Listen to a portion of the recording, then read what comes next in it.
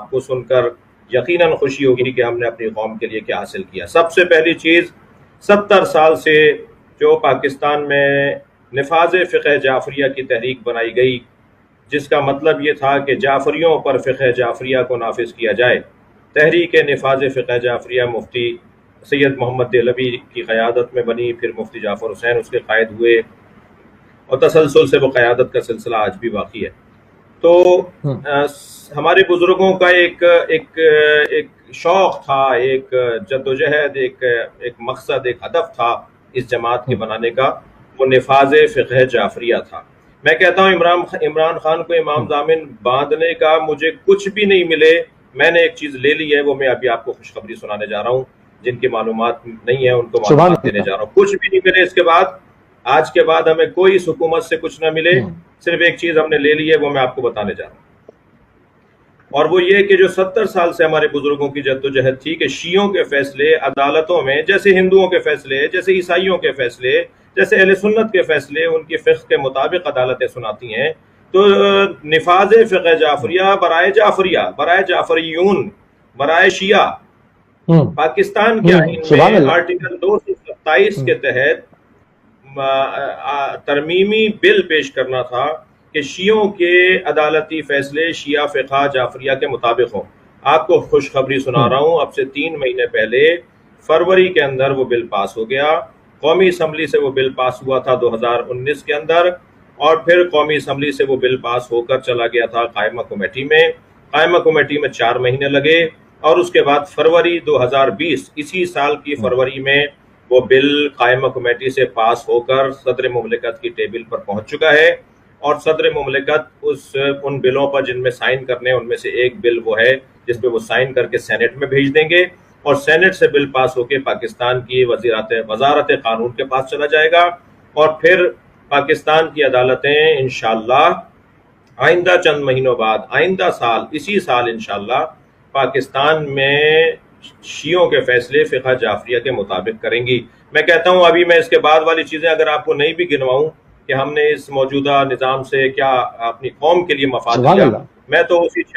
تو اسی چھپکلیوں کے چوہے والے گھروں میں رہتا ہوں، گھر میں رہتا ہوں جو میرا گھر ہے، چھوٹا سا 2 کمروں کا گھر ہے، گاڑی بڑی رکھتا ہوں، لباس اچھا پہنتا ہوں اس لیے کہ میری ملاقاتیں ہوتی ہیں، میرے سفر بہت زیادہ ہیں، لیکن اپنے بچوں کو بھی اور خود بھی اسی سادہ گھر میں زندگی گزارنے پر ترجیح دیتا ہوں،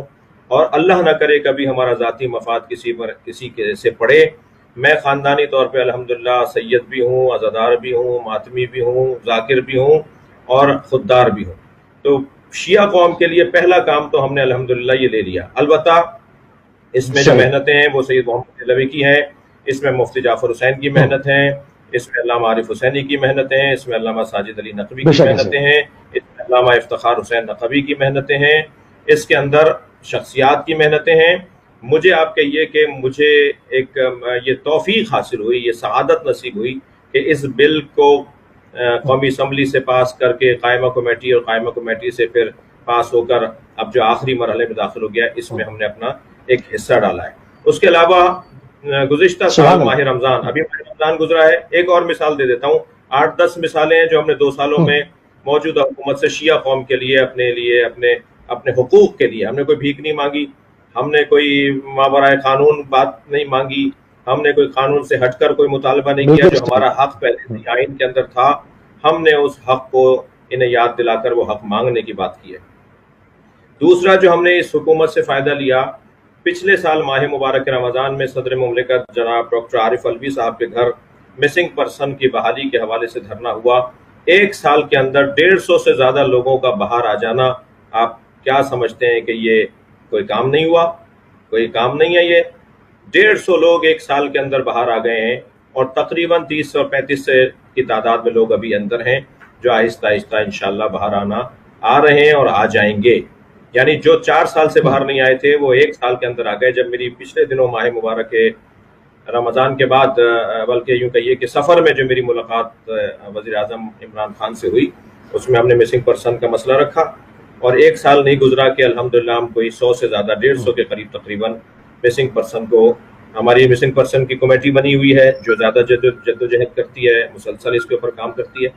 لیکن ہوتا ہے ٹیم ورک ایسے ہی ہوتا ہے کہ ایک ٹیم ایک کام کرے گی، دوسرا جو کام پھر دوسری ٹیم کے حوالے کر دیا جائے گا۔ تیسرا بڑا فائدہ ابھی بالکل سن لیجیے، ہم نے الحمدللہ الفجر یونیورسٹی کے نام سے یونیورسٹی منظور کروا لی ہے۔ پاکستان میں پہلی یونیورسٹی ہوگی کہ جو جس کو ہماری کوئی خدمت ہوگی اور ہم اس کو کے بنانے والوں میں ہوں گے۔ علامہ افتخار حسین نقوی صاحب العلم ٹرسٹ کے چیئرمین ہیں، میں وائس چیئرمین ہوں، اور ہم اپنی یونیورسٹی بنانے جا رہے ہیں انشاءاللہ۔ اور اس کے علاوہ کچھ اور کام ہے جو وقت آئے گا تو آپ پر واضح ہوتے چلے جائیں گے۔ میں نہیں عرض کر سکوں گا کہ کہاں کہاں کتنی بڑی شخصیات کہاں کہاں پاکستان کی خدمت انجام دینے کے لیے تقرر ان کا ہوا ہے، اور کن کن بڑی سیٹوں پر بڑی بڑی شخصیات نے اپنی خدمات دینے کے لیے ان کا تعارف کروایا گیا ہے، وہ میں بتا نہیں سکتا اس سے زیادہ۔